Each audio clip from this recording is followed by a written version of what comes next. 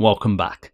In this lesson, we're going to break down one of the most important foundations of cloud computing, what it actually is, how it works, and the three main service models, IaaS, PaaS, and SaaS. By the end of this video, you'll be able to confidently explain these to anyone, even if they've never heard of the cloud. Let's start simple. Cloud computing is the delivery of computing services over the internet. So this is, the answer to, what is cloud computing? So instead of buying physical hardware, going to the store, ordering it off Amazon and managing it yourself, setting it all up, you can rent computing power, storage, and services from cloud providers like Microsoft Azure. You can scale up or down and pay for only what you use. Let's break down the three types of cloud services. So you have IaaS, which stands for Infrastructure as a Service, PaaS, which stands for Platform as a Service, SaaS, which stands for Software as a Service.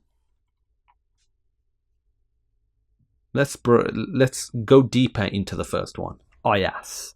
Infrastructure as a Service. IaaS gives you the basic building blocks like virtual machines, networking, storage, and you manage the operating system. So, what you're installing on there and anything else, the applications, and also the configurations. Think of it like renting a server.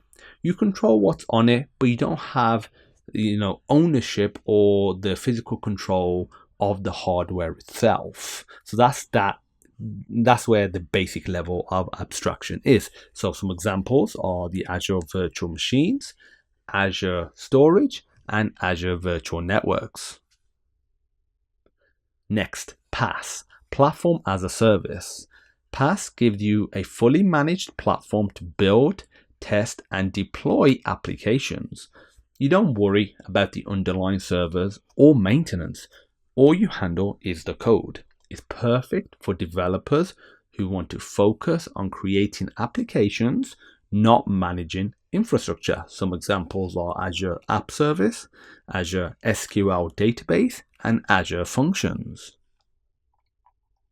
And finally, SaaS. This is the one that you've probably heard of the most, Software as a Service. SaaS provides ready-to-use software that you access through a web browser or app. You don't manage any infrastructure or platform. It's all handled by the provider.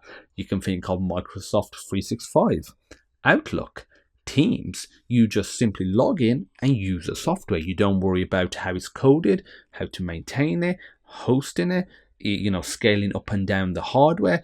All of that is handled by a company, in this case, Microsoft. And here's another example that you may not think of as a SaaS, platform essentially, or a SaaS service, but it is Netflix and other services like that, because you log on, you don't own the content, you don't manage the hardware, you just go on and watch the movie or the TV show that you want to. It streams it all out to you. So that's just something to think about.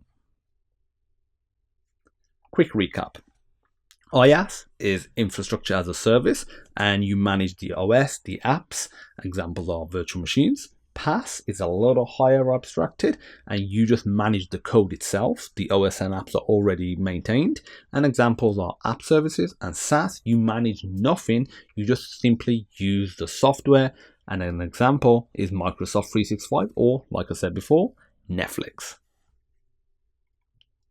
So here's a fun analogy. And we're going to call it, PaaS is pizza as a service. So if you did IaaS for it, you would buy the ingredients, go home, make the pizza yourself. You're not growing the ingredients. So that's that level of abstraction. Somebody else is handling that side, but you buy them, you go home, you make the dough, you make the pizza, put it in the oven, and you handle all that yourself, the timing. PaaS, the restaurant makes the pizza. You pick the topping. So you have some level of customization, but you have like some level of guarantee, it's going to be done right, and you can customize it. And SaaS, you order a fully made pizza delivered to your door. You just order it and it just comes, and there's very little that you can have control over it, or nothing really. So in summary, IaaS, you manage most of it. PaaS, you manage your app. The provider handles the rest. And SaaS, you just use the software. These models will come up throughout the AZ-900 exam, and understanding them now will help everything else make sense later. In the next lesson, we'll explore the different types of cloud deployment, public, private, and hybrid cloud models. I'll see you there.